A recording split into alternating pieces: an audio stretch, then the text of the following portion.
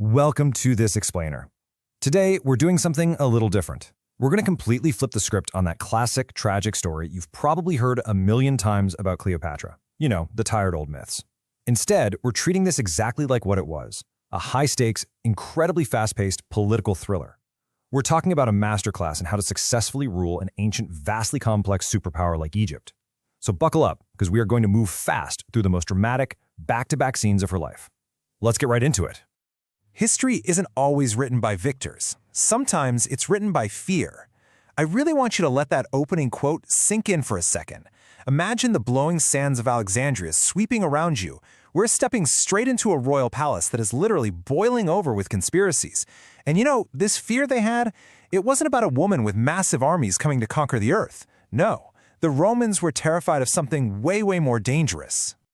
Which brings us to Chapter 1. A mind that shook the thrones of Caesars.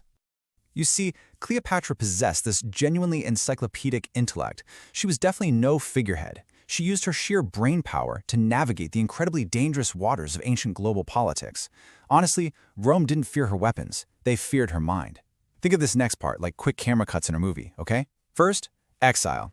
She's banished to the desert by her own brother, and her rivals figure, well, the sands are just going to bury her. But she flips the script. She uses those exact same winds to her advantage, gets herself smuggled inside a silk rug, and has it dramatically unrolled literally at the feet of the most powerful man in the world, Julius Caesar. It is an absolutely brilliant tactical maneuver. Bam! From a desert outcast straight back to the Egyptian throne. And that leads us to Chapter 2, her brilliant success on the throne of Egypt. Right here is where the music shifts. The war drums fade, and things get much more sophisticated. Because there's this massive gap in how she's remembered, right? On one side, the Romans desperately painted her as just this beautiful threat, basically reducing her to a caricature to justify their own panic.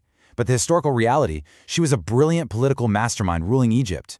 Her alliance with Caesar, that wasn't born out of some weak romance. She was quite literally the only mind in the world that could actually match his. Through this alliance, the blood plays out.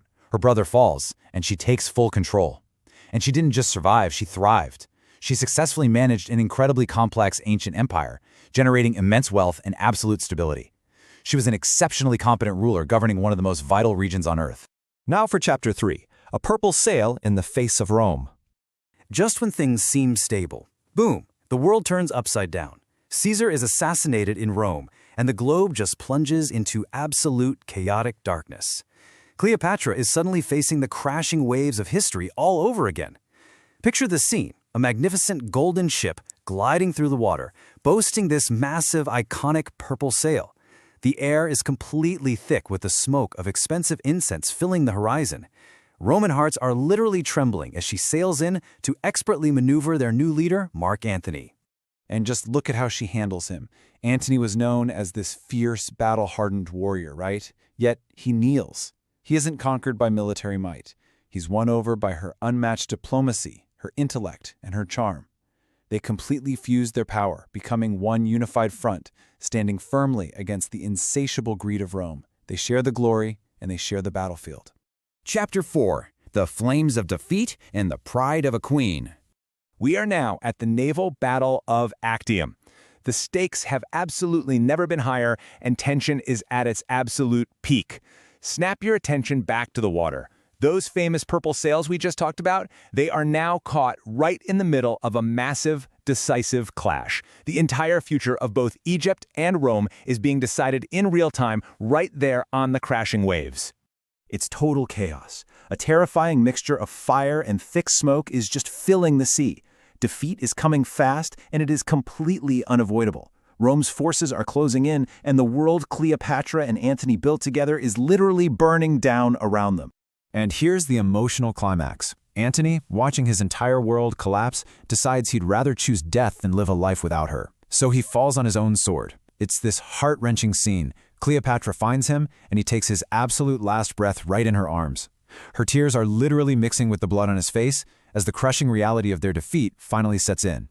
Which brings us to our final chapter, Chapter 5, Who Won in the End?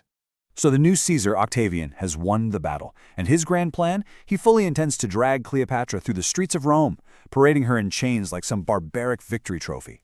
But man, did he severely underestimate her royal pride. Just notice her calculated calm here. The whole world outside is in absolute chaos, but she executes her final, defiant strategy with total control. She dresses in her full, magnificent pharaonic regalia. She sits on her golden throne, dons the crown of Isis, and calmly reaches her hand into a basket of figs, where a hidden asp is waiting. No panic, she meticulously prepares her own exit. The Roman soldiers violently storm her room. They're totally expecting to find a broken, weeping, surrendered victim, right? Instead, they freeze dead in their tracks. They find her dead, in all her elegance and pride, with a mysterious smile of victory on her face. She absolutely refused to be a victim. She died as a goddess who chose the exact moment of her own departure. When Octavian walked into that room to declare his grand victory, he instantly knew he'd been defeated. Sure, Rome might have occupied the land, but Cleopatra? Cleopatra occupied history itself. She left behind a legacy that has survived for thousands of years. And it leaves us with this final, really provocative question to think about. Who truly won in the end? The man who owned the empire, or the woman who owned its